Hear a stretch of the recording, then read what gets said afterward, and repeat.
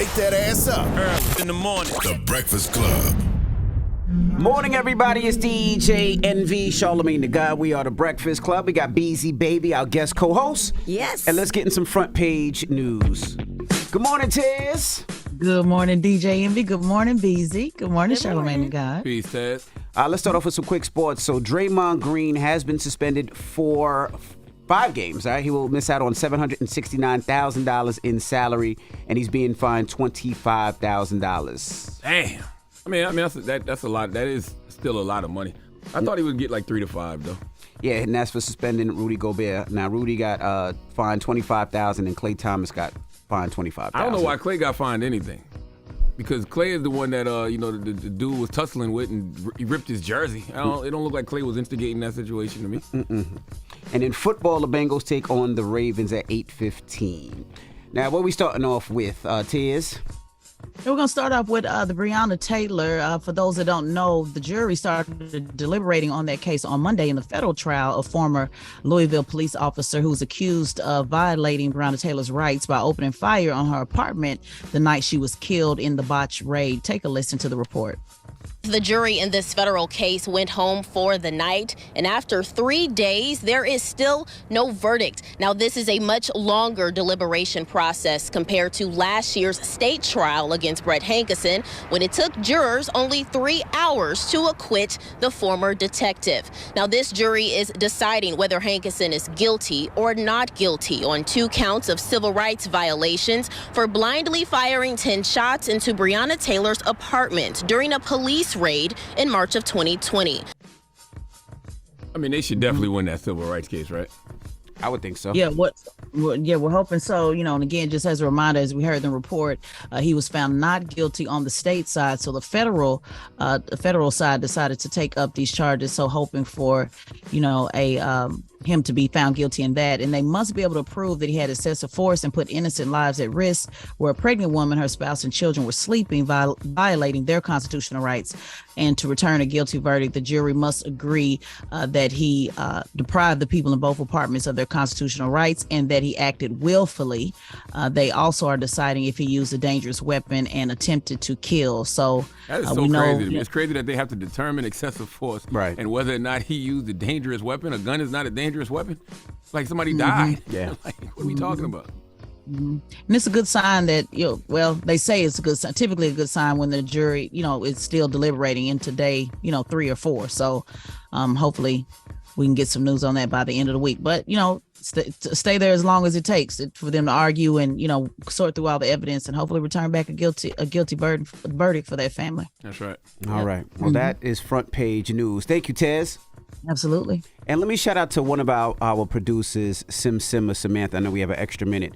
I just want to salute to her. Today is her 2-year anniversary of being cancer free. And wow. That is very, very dope. So I want to salute to Samantha again. Look at God. God is good. That's right. Salute Amen. to God. All praises due to God. All praises to God. Okay. Yes, absolutely. Drop a bomb for her too. That fight and that road that she took too. So salute to her. For everybody else, all right. Get it off your chest. 800-585-1051. If you need to vent, phone lines are wide open again. 800-585-1051. Get it off your chest. Call us up right now. It's The Breakfast Club. Good morning. Wake that ass up. Early in the morning. The Breakfast Club. Morning, everybody. It's DJ NV, Charlamagne the God. We are The Breakfast Club. We have Beezy Baby here, our guest co-host. And let's get in some front page news. Morning, Tez.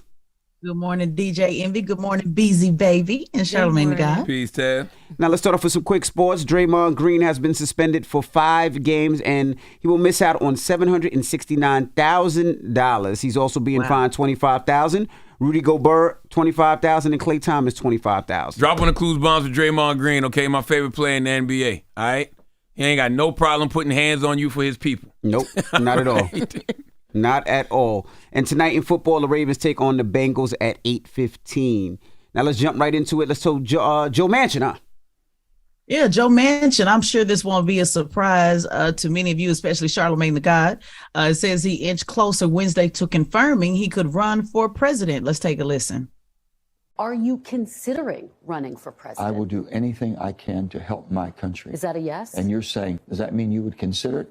absolutely every American should consider if they're in a position to help save the country. I think we're on the wrong course. So I will do everything possible. Joe Manchin once again standing in the way of Joe Biden and the Democratic Party making progress. If Joe Manchin runs for president, you can add that to the long list of things that he has blocked Joe Biden and the Democratic Party from achieving. Mm-hmm. That's right. That's right. He added that Biden's policies have gone too far left.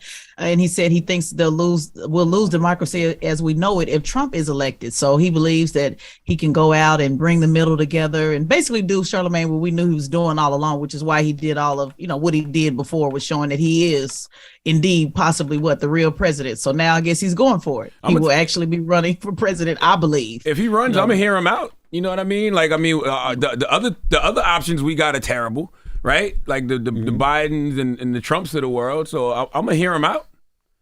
Hear what he got to say. I'm gonna hear what he got to say and see if he's really one of these centrists like he claims to be. Mm-hmm. Well, he's a gangster. We know that for sure. So absolutely. Well, I'm interested. I'm interested. I'm gonna hear him out. I'm interested in hearing what he got to say too. So he says he'll make a decision possibly before Super Tuesday. So I think he's gonna do it. I'm just guessing. I don't know, but this is typically what they do. Say I'm gonna go around the country and talk to everyday working Americans and see where we are, and then he'll come out and say after a thought and prayer and consideration, I decided to run. You know how they do it. So and I don't want to hear none of y'all call him out now. You know what I mean? Any of y'all in the Democratic Party, don't try to throw smut on Joe Manchin's name now, because you didn't when he was blocking everything else. So when he starts running for president, don't come out and tell us how bad he is. And I don't want to hear it. I don't want to hear it now, because y'all had 4 years to tell us that. That's right. Now let's talk about all these kids losing their Medicaid coverage. Yeah, just an important fact, just another reminder on why children should be covered in the United States of America. At least 2 million children have lost their health care coverage since the end of the pandemic. They guaranteed medical coverage during the health emergency. Through November 8th, a total of 10.1 million Americans have been disenrolled from Medicaid. The 2 million children who have lost their health coverage represent 21 states that break out enrollment changes by age. And it's likely an undercount because data is still coming in. So just another reminder how I personally believe, that if nothing else, children and elderly should have health care coverage in the United States of America. So for those who are out there looking for coverage, hopefully they'll be able to get some type of supplement or something to make sure these kids are covered. Absolutely. Yeah, I agree. We all should. Absolutely. Absolutely. It should really be free for everybody, Medicare for all. But, something they just can't get Congress to agree on. But can they at least agree on it for the children? So just wanted to make sure people knew that was out there. All right. Well, that is front page news. And make sure you follow at Teslin Figaro on all social media platforms and subscribe to Teslin Figaro's podcast, the Straight Shot No Chaser podcast on the Black Effect iHeartRadio podcast network. All right. Now, when we come back, Jada Pinkett Smith will be joining us. Of course, her book, Worthy, is out right now, and we're going to kick it with her, so don't move. It's The Breakfast Club on BET. Wake that ass up. In the morning. The Breakfast Club.